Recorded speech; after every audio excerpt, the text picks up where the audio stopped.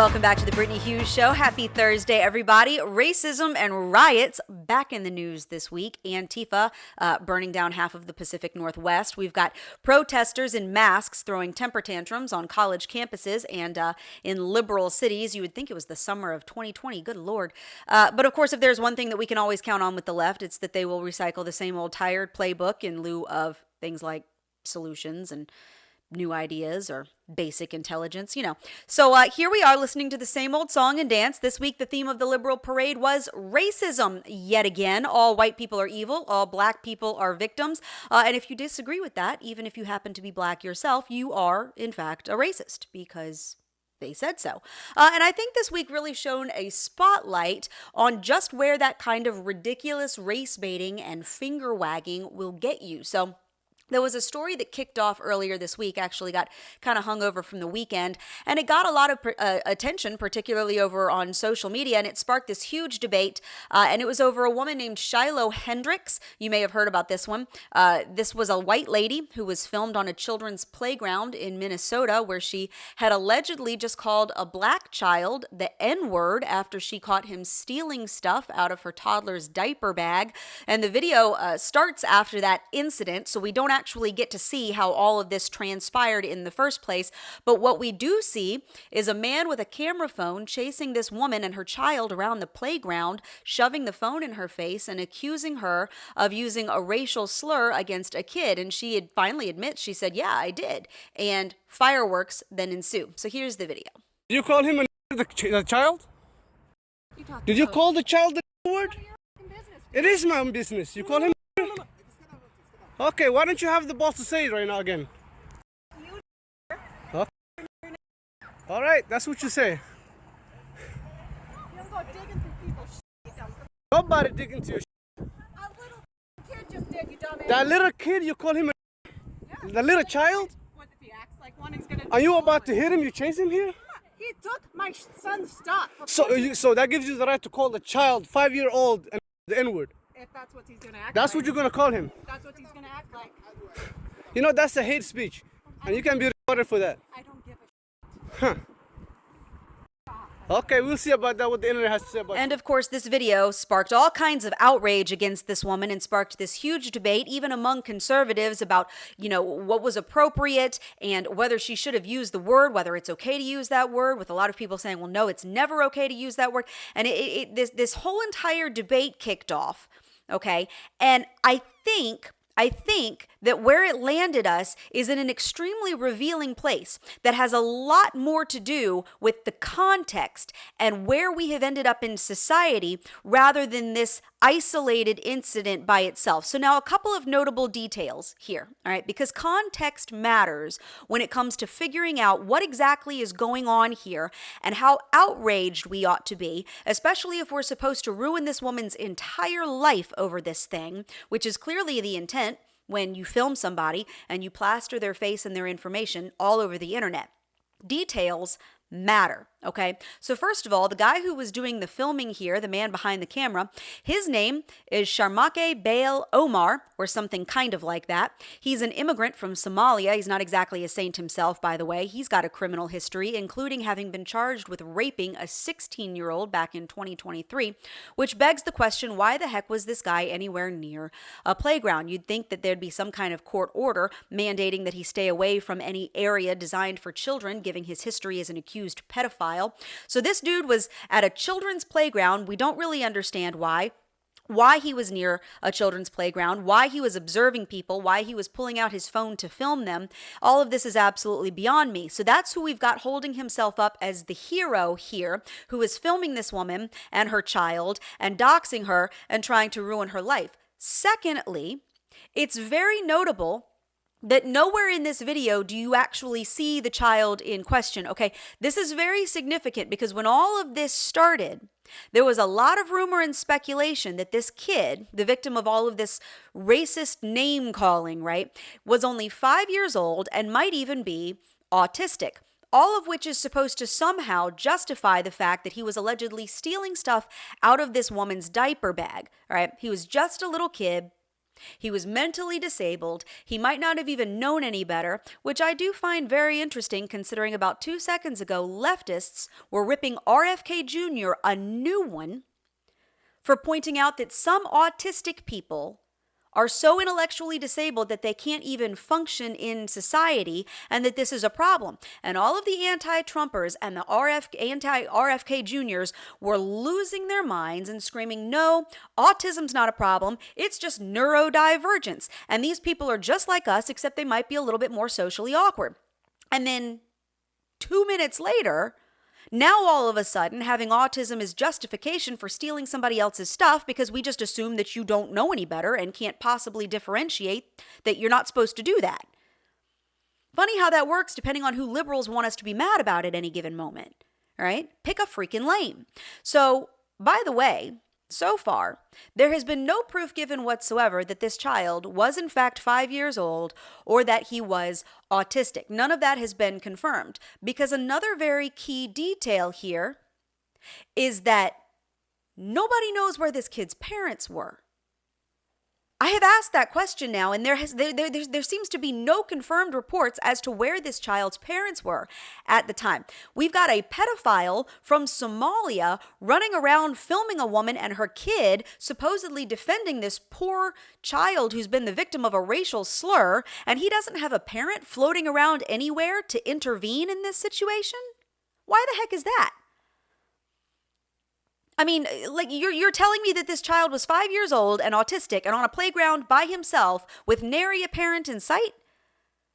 I mean, I suppose stranger things have happened here, but I will tell you as the parent of a 5-year-old, never in a million years has he ever been on a playground by himself. And when he is on a playground, not only am I or a guardian with him, but I have eyes on him all the time. There is no way something like this is going down and I am not actively intervening. Secondly, while I am not the parent of an autistic child, I do know plenty of people who are. And I will tell you that if your kindergartner is intellectually handicapped to the point of not understanding that they shouldn't be rifling through somebody else's bag, there is no way you are leaving that child on a playground alone, without a parent, without a teacher, without a nanny, without somebody who's there to supervise them. That's not happening. So I'm not buying this, okay? That this was some little barely out of preschool kid who was cognitively disabled who just didn't know what he was doing. That one doesn't come close to passing the smell test. Something else is going on here. And all of this matters because it's what's being used to target this woman and dox her and make sure that all of her information is out there for everybody to see in the genuine hopes, with the intent that she will be harassed, that her life will be ruined, or that she may even be physically harmed because of this. The idea is to target her and to sick a mob on her because she used a mean word. Now, please do not misunderstand me here, okay? Because I know there will be those who willfully do so. Do not misunderstand me. I am not advocating in the least for calling anybody the N-word, whether it is a 5-year-old autistic kid or a grown adult. I have seen plenty of people on social media defending this woman's use of that word and claiming that if this kid's going to act like one, might as well call him one. And I reject that for a couple of reasons. First of all, this is a word that is known to be racist and derogatory. It is only ever used to describe people of one particular skin color, and it is not synonymous with, thug or brat or, little criminal in training, which are all terms that probably would have been appropriate to describe this kid, which is why I said in a video earlier this week that there were a dozen other ways that Shiloh Hendricks could have addressed this situation that would have been far more appropriate that did not use that word, and she could have still made her point. But here's the deal, okay? First of all, I think I speak for myself and millions of other people who are sick and tired of the selective outrage over this word. If it's not okay to use, if it is so offensive and so derogatory and so racist and pejorative and vile that you deserve to lose your livelihood and your privacy and your safety or even your life over it, which is absolutely ridiculous. But if it's truly that hateful, then tell me why in the world does it crop up in just about every rap song? Why is it commonly used in the Black community to describe one another? If you are clearly offended by the word itself, if the word is the problem, then why is it completely fine for one segment of society to use it? I mean, you're obviously not offended by the word itself when it is common in your vernacular, right? You just don't like the person who's saying it. And at the end of the day, a word is a word, even if it's a nasty word that should be relegated to the scrap heap of history. And I'm not going to say it here and be lectured about, how damaging it is when the black community and rappers and athletes and activists and all of the people that the black community holds up as heroes use it regularly to describe themselves and one another. I mean, you don't get to suddenly feign offense and scream racism here, okay?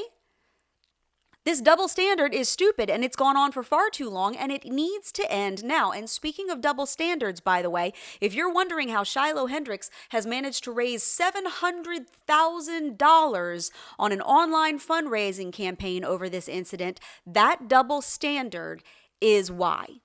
Because people are sick and tired of it. We are now nigh on a decade into a nauseatingly repetitive, ham-handed, sanctimonious lecture by leftists, by so-called civil rights activists, by professional protesters, by Hollywood elites, all of whom get rich off of, preaching to the rest of us and trying to score social justice points and get clicks on the internet by telling us that white people are inherently evil, that black people have some sort of monopoly on human suffering and victimhood like no other group in the history of planet Earth has ever suffered the way that they have suffered, that they are owed something for the suffering of people who died 200 years ago that none of us ever even knew.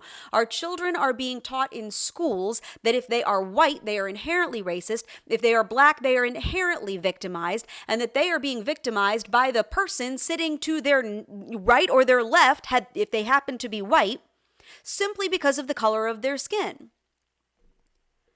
I mean, good, decent white people, Asian people, European people who have spent their entire lives living and playing and working and worshiping and existing alongside people of all different skin tones, perfectly fine, including black people, started being told that they've actually been racist their entire lives.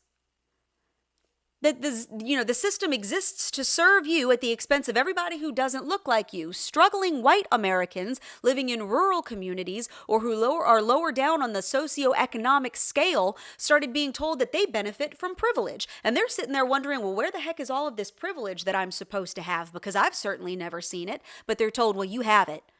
You might not know it, but you have it. I mean, here they are having grown up in struggling communities and households that barely had 2 dimes to rub together, just trying to work and provide for their families, haven't taken a vacation in God only knows how long, couldn't get all the dirt out from under their fingernails if they stood in the shower for a month, being told that they are privileged simply because they are white and that they somehow owe something to the black community because of all their latent racism that they have, whether they're willing to admit it or not. And they're thinking, what the heck gives? I'm sorry, you just expected people to take that? You don't expect that to have some sort of a negative response? I mean, we live in a world where many of the highest paid athletes and actors and music artists are black. We had a black president. We have black people serving in both houses of Congress. We have black people sitting on the Supreme Court. We've had black mayors, superintendents, small business owners, CEOs. There is nothing that a white person can do in this country that a black person cannot. Not a single thing. And yet we are constantly being told that black people are oppressed, that they don't have the same opportunities, that they can't get ahead to save their lives. They have to work twice as hard. The entire system is rigged against them, regardless of all of the evidence right in our faces that that is not true. I'm not sure that there is anybody currently grifting off of this lie better than Jasmine Crockett. Okay, at this point, I'm fairly certain I've got rocks in my flower garden that have a greater intellectual capacity than this woman. But somehow this woman has found herself elected to Congress where she's got a microphone and where she repeatedly pretends that she's been a victim of all of this so-called oppression. In case you didn't know, by the way, before she got elected to Congress and figured out that she could make a name for herself by channeling her inner Medea in House hearings because she was a freshman congresswoman and nobody had a freaking clue who she was. And she had to figure out out how to kind of carve out her niche in the middle of AOC and Rashida Tlaib and all of the other banshees who had kind of found their shtick, Jasmine Crockett had to find hers. So before she was elected to Congress, this is what she sounded like. Absolutely. First of all, it's good to see you in the new year. You know, no one could have told me that when I went down to Austin, now it looks like a little bit over a year ago, that I would be running for Congress. Oh, but see, then she got elected, and all of a sudden she was one of 535 representatives, and nobody gave a crap who she was, and she had to figure out how to create this new little persona that would do over well on social media, because that's what AOC had done, and that's what Rashida Tlaib had done, and that's what Ayanna Pressley had done, and that's what Ilhan Omar had done. So she had to figure out what worked for her so that she could get to Insta fame real quick, and she became this. Because he's got 91 counts pending right now. But I will tell you what the president has been guilty of. He has unfortunately been guilty of loving his child unconditionally, and that is the only evidence that they have brought forward. And honestly, I hope and pray that my parents love me half as much as he loves his child. Until they find some evidence, we need to get back to the people's work, which means keeping this government open so that people don't go hungry in the streets of the United States. And I will yield. Now, that's a pretty stark difference, wouldn't you say? I don't know anybody that all of a sudden starts just, talking that differently for no reason whatsoever. I mean, this was on purpose. This was a deliberate personality adjustment. And this is important because it shows that Jasmine Crockett and people like her, they are creating characters in this fictional play about racism in America that they have written, and they need all of the rest of us to buy into as though it is reality. Just like Black Lives Matter can take somebody who gets shot by the cops and they sweep all of the actual facts under the rug and create a false narrative around this person that supports their inherent oppression and victimhood in order to fit into this story that they're trying to tell, regardless of whether the actual facts support it. And that's exactly what Jasmine Crockett did this week when she gave the commencement address at Tougaloo College, which is a historically Black university in Mississippi, where she did not attend, by the way, and we're going to get to that in just a moment. And here's what she told graduates at this HBCU. That I say that life for me ain't never been no crystal stair, because it's the reality of what it is to be Black in America. It is the reality that we have always faced as Black people in America. But when people ask me, why is it that you do this job? It is because I tap into the blood of the ancestors. And listen, I didn't go to a HBCU for undergrad. So let me tell you, I didn't get to sit in classrooms or sit on the ground where I know that there were plenty of people that had to plan to protect not only their present, but to protect their future. All right, so now first of all, I have no idea what tapping into the blood of the ancestors is. Sounds like some weird voodoo spiritism crap to me. Either that or just really bad 8th grade creative writing. Here's what I do know, though. Jasmine Crockett, before she was House Democrats' resident gangsta, she grew up in the suburbs of St. Louis, Missouri. She attended a private school her entire life, starting in kindergarten. In high school, she went to a private prep academy that cost about $15,000 a year. She did not go to an HBCU because she was too busy attending Rhodes College in Tennessee, which costs about $58,000 a year. She went to the University of Houston for law school and became an attorney, where she spent several years working as a public defender, and then she started her own firm handling car accident lawsuits, and in her spare time helped Black Lives Matter criminals avoid jail when they did things like assault the cops and burn down their town. And then she got elected to Congress, making about $174,000 a year, plus health benefits, plus retirement benefits, and all the other perks that come with being a Washington politician. Plus she gets speaking fees and whatever other side gigs she has to go around making up sob stories about how oppressed she's been her entire life. This woman has never known anything but privilege, at least from a socioeconomic standpoint. This woman had more privilege than I did as a kid. There was no way on planet Earth that my parents could have paid $15,000 a year for me to go to private school. I attended public school for most of my academic career because that's what was available to my family. Now, thankfully, the public school where I grew up was a little bit different than it is now, but that's where we went because that's where we could go. There was no way that I could have attended a $58,000 a year college. Most people can't. That's how some people end up eyeball deep in student loan debt that they can't pay back. But people who are smart enough not to take out debt they can't pay back either go to cheaper schools or they don't go to college at all. I mean, I've never made $174,000 a year plus benefits, much less off of taxpayers, so that I can sit there in a microphone, pretending to be something that I'm not, so I can convince other people that they're victims and that they should keep electing me so that I can solve all of their hypothetic made-up problems. Jasmine Crockett led a far more affluent, privileged life than I did, than many of the people that I know, including many white people that I know. She was given every possible opportunity to succeed, but she's still peddling the lie that simply because she's black and everybody else who happens to be black, all of them are innately oppressed, and she's just had to struggle so terribly because of the color of her skin, which is bull. That is a lie straight from the pit. That is a fabricated story that is as fake as her accent, because she is creating a persona to fit into a narrative that the left is trying to force down our throats. It's not real. It is a lie. And not only is it offensive on its face, but it is incredibly offensive to people who have struggled their entire lives, who have watched their parents struggle, but who are now being told that they have too much and they owe somebody else something simply because they are white. And we are raising a generation on this lie. This is why it is so important to fight back against DEI initiatives and critical race theory curriculums in schools. It is not only important to the health of our society, but to our very existence. Here's why. Paige Beckers, who, if you don't know, she's a player in the WNBA. She's one of two very prominent white girls who play in the league. Not the only two white girls there, but two of the very prominent ones, the other being Caitlin Clark, of course.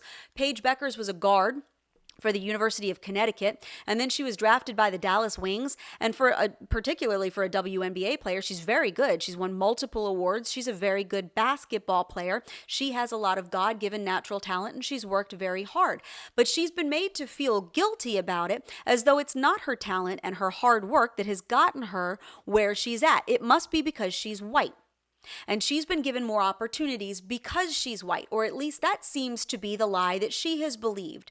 So Beckers was featured in Time magazine in an interview that came out this week, where she went on a lengthy diatribe, just self-flagellating over her own privilege and how terrible it is that white players like her get all of this attention when apparently all of the black women who played in the NBA are just being completely ignored. Here's what she said. It's still an issue every single day. There's not ever equal coverage. There's white privilege every single day that I see. I feel like I've worked extremely hard, blessed by God, but I do think there's more opportunities for me.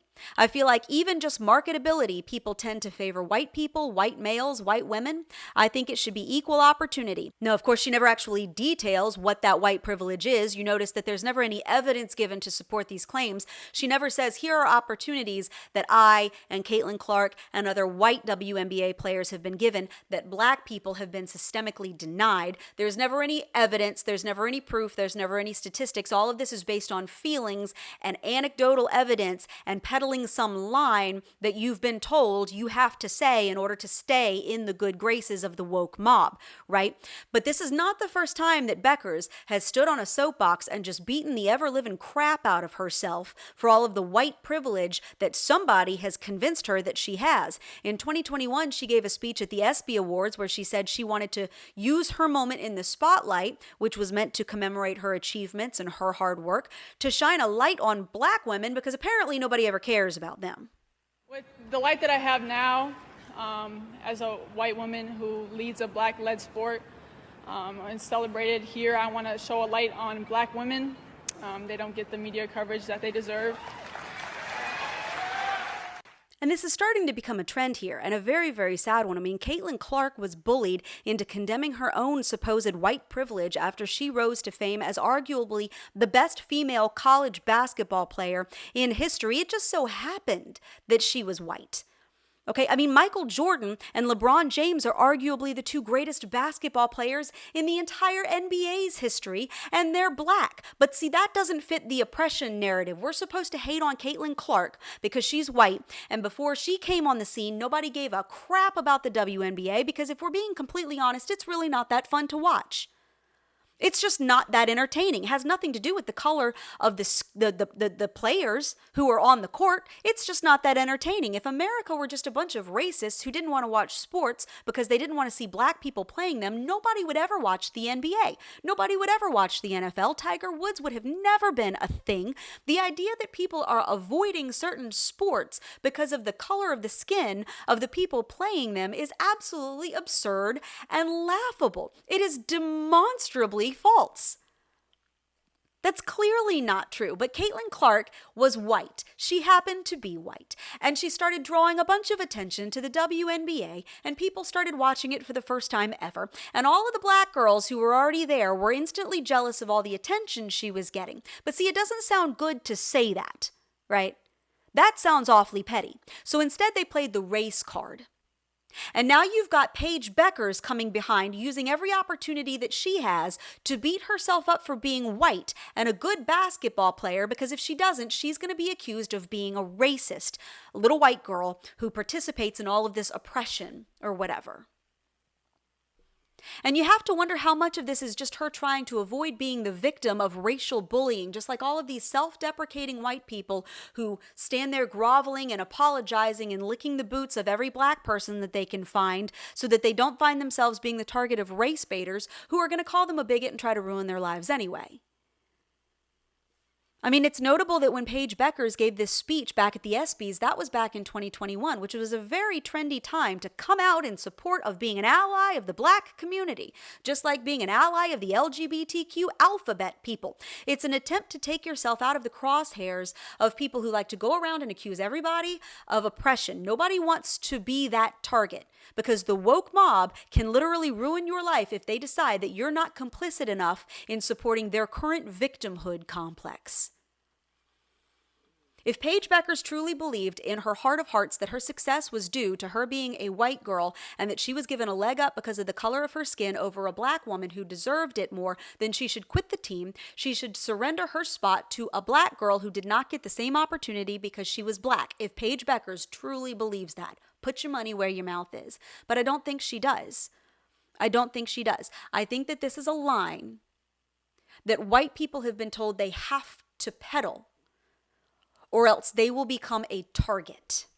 This is fear.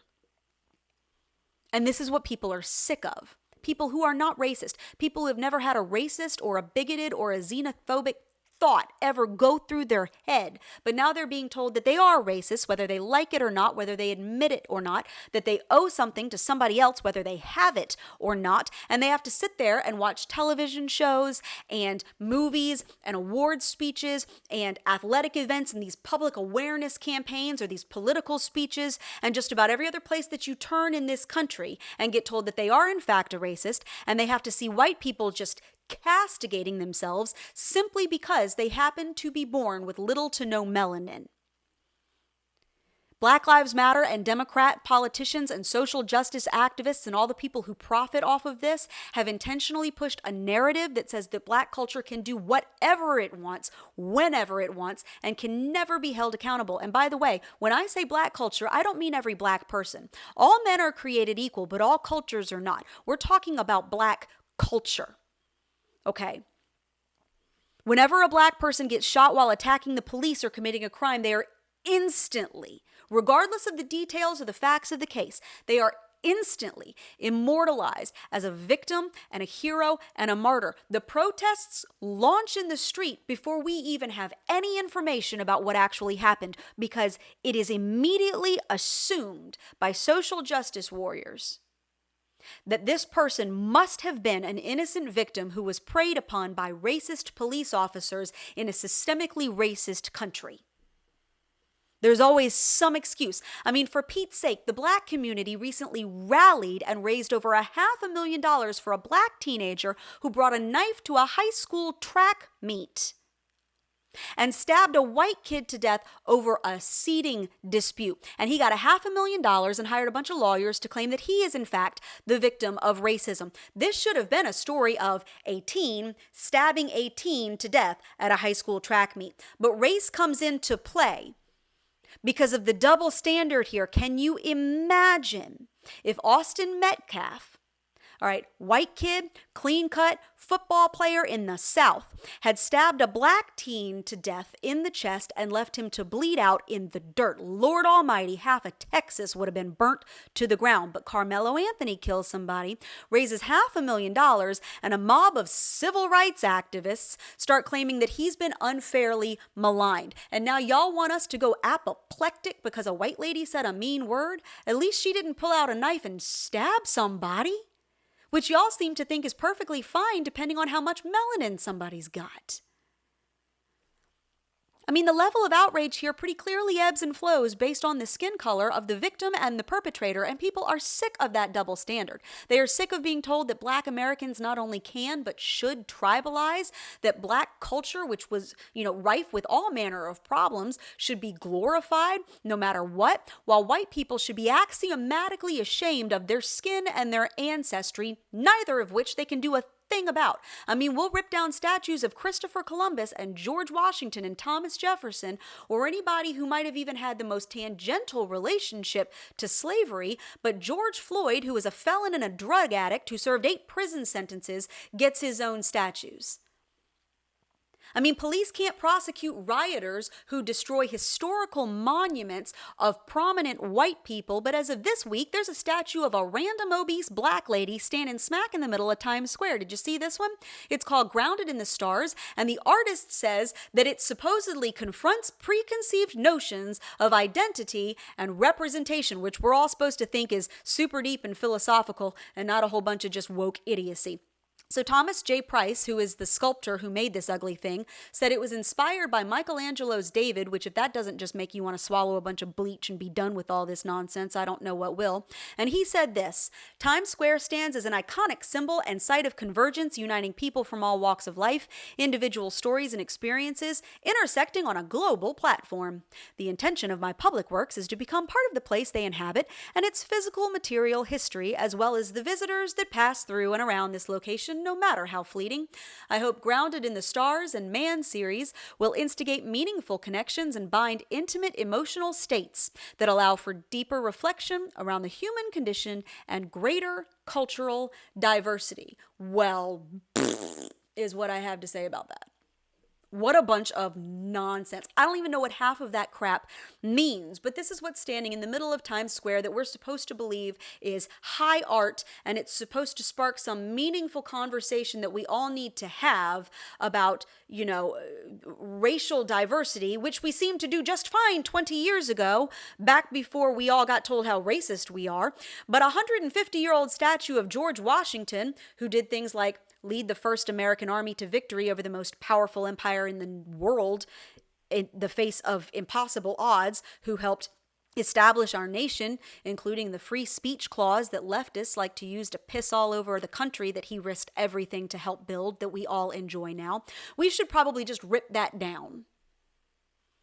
I mean, in 2021, New York City tore down a statue of Thomas Jefferson, the guy who penned the Declaration of Independence, was the second U.S. president, was one of the most prominent people in American history, but now we've got a statue of a fat black woman who's modeled after nobody in particular, and that's culturally significant. If you're still wondering why people are so fed up with this, with all of this crap being shoved in our faces when it doesn't even make any sense, you are either genuinely stupid or willfully obtuse. Shiloh Hendricks did not raise $700,000 because what she did was good or because she was a good person. She raised $700,000 because people are sick to death of being told that they must hate themselves, hate their entire ancestry, hate their skin, and embrace a culture that has already decided to hate them no no matter what they do, and that they must take whatever abuse and insult the woke mob feels like dishing out, and if they respond, the mob will ruin their lives. Eventually, fed up people who otherwise would have never harmed a fly start looking for ways to swing back because they are so sick of getting pummeled. It doesn't make any of this right. It doesn't make any of this good. But the unfortunate reality of constantly trying to spark a race war is that eventually you might just get one. And then we all suffer for it. And with that, that's the Brittany Hughes Show for today. Thank you for joining me. I hope you'll be back with me next Thursday. In the meantime, head over to Apple Podcasts, hit the subscribe button on the Brittany Hughes Show. That way you won't ever miss an episode. Also, subscribe to the Newsbusters podcast with Tim Graham on Mondays, Wednesdays, and Fridays. We've got lots of stuff for you to load up your phone with, lots of stuff to listen to as you go down the road to work, picking up the kids from school, whatever you might be doing. In the meantime, I hope you have a fantastic weekend and a blessed week ahead.